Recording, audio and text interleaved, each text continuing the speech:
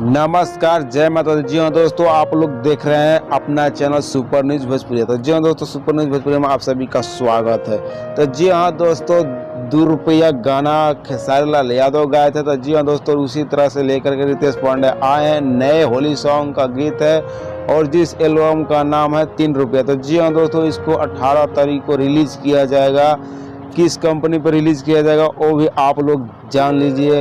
World wide record पर इसको release किया जाएगा कल सुबह 6 बजे। तो जी हाँ दोस्तों, ये 3 रुपये का गाना देख रहे हैं कितना बज रहा है। जैसे तो कि 2 रुपया खेसारी लाल यादव का गाना आया था, काफ़ी धमाल मचाया। अंतरा से प्रियंका और खेसारी लाल यादव ने मिल करके इस गाने को गाए थे। 2 रुपया और अखिलेश काश्यप जी लिखे थे और आदि शक्ति फिल्म्स पर रिलीज हुआ था। तो ये 3 रुपया रितेश पांडे लेकर के आ रहे हैं आप सभी के बीच में। तो आपको ये न्यूज आपको अच्छा लगे, मेरे चैनल को सब्सक्राइब कर लीजिए और वीडियो को लाइक नहीं किया तो वीडियो को लाइक कर दीजिए और ज़्यादा से ज़्यादा शेयर कीजिए। मिलते हैं अगले वीडियो में, तब तक के लिए नमस्कार, जय माता दी।